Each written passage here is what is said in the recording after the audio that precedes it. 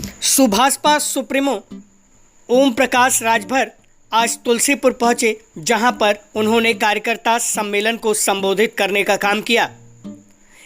कार्यकर्ता सम्मेलन के बाद आयोजित पत्रकार वार्ता में ओम प्रकाश राजभर ने कहा कि पार्टी और संगठन को मजबूत करने के उद्देश्य से विधानसभा स्तर पर छोटे छोटे कार्यकर्ता सम्मेलनों को आयोजित किया जा रहा है। इसी कड़ी में आज हम यहां पर आए हैं। उन्होंने कहा कि उत्तर प्रदेश में अब लड़ाई नाम की कोई चीज़ नहीं बची है। पिछली बार 2019 में लोकसभा चुनाव में सपा बसपा एक साथ मिलकर लड़ी थी, तब भी बीजेपी को 64 सीटों पर जीत हासिल हुई थी। अब सपा बसपा अलग अलग लड़ने के लिए ताल ठोक रहे हैं। जो विपक्षी एकता वाला गठबंधन बना है उसमें कोई ताकत नहीं है। कांग्रेस का यहाँ पर कोई जनाधार नहीं है। समाजवादी पार्टी को अकेले लड़ना है और जनता समाजवादी पार्टी का चेहरा 4 बार देख चुकी है। समाजवादी पार्टी को वह दगा कारतूस समझती है। सरकार के घोषित चुनाव में संपन्न हुए उपचुनाव में राजभर का जादू नहीं चला। इस सवाल का जवाब देते हुए उन्होंने कहा कि हमने हार की समीक्षा की है और घोषी का उपचुनाव देश का चुनाव नहीं तय कर सकता है। देश का चुनाव देश की रक्षा एकता के लिए जनता वोट करती है और लोकसभा में हमारा गठबंधन 80 की 80 सीटों पर विजयश्री हासिल करेगा। महिला आरक्षण के बिल पर उन्होंने कहा कि जब कांग्रेस की सरकारें थीं तब तो यह बिल पास नहीं हो सका। अब मोदी जी के पास पूर्ण बहुमत की सरकार है तो उन्होंने यह बिल पास करा कर दिखा दिया है। अब राहुल इस पर भी हाय हल्ला मचा रहे हैं। सुनिए राजभर ने पत्रकार वार्ता के दौरान क्या क्या बोला। मंत्री जी, ये बताइए कि एक जो है चंदौली की एक सभा में अनिल राजभर ने जो कहा है, एक स्टेटमेंट दिया है कि जिसको जोड़ना हो भारतीय जनता पार्टी से और योगी जी से वो सीधा जुड़े, किसी दलाल के माध्यम से राजभर समाज नहीं जुड़ेगा। क्या कहेंगे आप इसमें? उनका अपना बयान है। जैसे दिल्ली में नहीं देखा आपने, एक बयान किसी सांसद का आया, तो ये व्यक्तिगत बयान किसी पार्टी का कोई बयान नहीं होता है, व्यक्तिगत बयान होता है। दानिश जो सांसद जी हैं, जो दानिश के ऊपर जो टिप्पणी की गई उसके बारे में आप क्या कहेंगे? देखिए, देश के गृह मंत्री माननीय राजनाथ जी, रक्षा मंत्री माननीय राजनाथ जी ने माफ़ी भी सदन में मांग ली, गलती को स्वीकार करके माफ़ी मांगी और कार्रवाई के लिए भी स्पीकर ने आदेश दे दिया। जो कानूनी कार्रवाई है वो हो रही है। ऐसे बयान के पक्षधर हम नहीं हैं।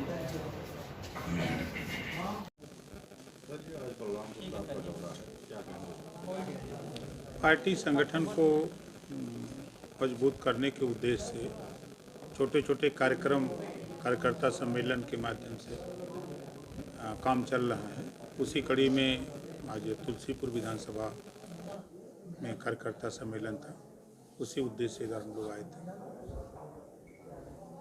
क्या तैयारी है लोकसभा की? देखिए, लोकसभा की तैयारी हम लोग एनडीए में शामिल और हम सभी जो दल हैं सभी लोग अपने अपने ढंग से तैयारी कर रहे हैं। और उत्तर प्रदेश में अब लड़ाई नाम की चीज़ नहीं है। पिछली बार 2019 के चुनाव में भी आपने देखा कि सपा और बसपा एक साथ मिल के लड़े, तब भी बीजेपी 64 सीट जीती थी। अब तो दोनों अलग लड़ने का ताल ठोक रहे हैं। जो विपक्षी एकता बनी है, विपक्षी एकता में यूपी में तो कोई ताकत है नहीं। कांग्रेस पार्टी का जनाधार यूपी में जग जाहिर है कितना है। ममता जी हों, केसीआर जी हों, लालू जी हों, या विपक्षी पार्टियों में जो भी अलग अलग स्टेटों की पार्टियां यहाँ लड़ने लड़ाने आवें, उनका कोई औचित्य नहीं है, वोट नहीं दिला सकते। तो समाजवादी पार्टी को अकेले लड़ना है। अब समाजवादी पार्टी 4 बार सत्ता चला चुकी है। अब जनता समाजवादी पार्टी को दगा हुआ कारतूस घोषित कर दी है। सर, यहाँ से बसपा के सांसद हैं, तो क्या बसपा की भी कुछ संभावनाएं बीजेपी में आने की कुछ गई हैं या कुछ तैयार किया गया? देखिए, वो बसपा का विषय है, अब उसके विषय में हमको बहुत जानकारी नहीं है। देखिए, प्रयास है, हम लोगों को सरकार बनवानी है, बनानी नहीं है। और प्रयास है कि मांगते हैं लोग, तोप का लाइसेंस मिलता है कट्टा, तो कुछ मिलवे करेगा। हम बहुत सीट नहीं, हम 3 ही सीट मांगे थे। अभी हाल ही में सर जो है दिल्ली का उपचुनाव संपन्न हुआ है, इसमें आपका जादू नहीं चला, मीन कौन सा है? नहीं, देखिए, आप अगर देखेंगे तो पूरे प्रदेश में ही नहीं, पूरे देश में ये मैसेज गया कि भारतीय समाज पार्टी पूरी ताकत के साथ वहाँ चुनाव मैदान में थी। इसको स्वीकार करते हैं। 210 बूथों पर हमारा मजबूती से वोट था। भारतीय जनता पार्टी का वोट प्लस हमारा वोट और जो साथीगण हैं उनका वोट मिला करके 210 बूथों पर हम जीत गए। शेष जिन बूथों पर हमारा वोट नहीं था वहाँ हम हारे हैं। घोषी का चुनाव देश का चुनाव तय नहीं करेगा, क्योंकि जब देश का चुनाव होता है तो लोग देश की सुरक्षा के लिए, देश में एकता के लिए, देश हित के लिए वोट देते हैं। प्रदेश का चुनाव होता है तो प्रदेश के मुद्दों पर चुनाव होते हैं। और जब बाई इलेक्शन होते हैं तो बाई इलेक्शन का स्थानीय चुनाव होते हैं। अगर उसी चुनाव को मानक मान करके चुनाव हो तो चुनाव तो बाई इलेक्शन एक तो यहाँ हुआ है यूपी में, तो क्या वो असर डालेगा बंगाल में, राजस्थान में, दिल्ली में, गुजरात में, महाराष्ट्र में? ऐसा कुछ नहीं है। इन वजहों से हार हुई है घोषी में कोई? देखिए, हम लोगों ने समीक्षा की, जो हम लोगों की कमियाँ थी उसको टटोल करके हम लोग काम पर लग गए हैं। और आपको दिखेगा 2024 के चुनाव में उत्तर प्रदेश में 80 की 80 लोकसभा सीट जीतेंगे। कैबिनेट में आने का अब तक आपका है? धैर्य रखिए, जल्दी हो जाएगा। कुछ घोषणा तो कर दीजिए कि नहीं, जल्दी हो जाएगा। अभी तारीख उधर से नहीं है तो हम कैसे आपको तारीख बता दें। मतलब पूरी संभावना आ गई है? हाँ, अब जल्दी हो जाएगा। सर, कहीं ना कहीं विपक्षी ये कह रहा है कि जो है राजभर जी का कोई भी इतना ज़्यादा भरोसा नहीं है, भी समय ज़्यादा है, तो कहीं ऐसा ना हो कि फिर से कहीं कुछ। देखिए, विपक्षी में अखिलेश जी का कौन भरोसा है? ये कभी बसपा से गठबंधन करते हैं हक देने दिलाने की बात को लेके। 2 जून गेस्ट हाउस कांड क्यों हुआ? समाजवादी पार्टी के गुंडे मायावती जी को मारने के लिए पहुंचे। अगर उस समय भी माननीय ब्रह्मदत्त द्विवेदी भारतीय जनता पार्टी के विधायक अपने दल बल के साथ नहीं पहुंचे होते तो ये तो मायावती जी, कांसीराम जी हक मांग रहे थे तो हत्या करने पर तुले थे। उसके बाद भी सारे घूट पी करके सपा से बसपा ने गठबंधन किया। कांग्रेस से गठबंधन पिछली बार करके अखिलेश जी का ही बयान आया कोई फायदा नहीं, तो फिर गठबंधन क्यों कर लिया?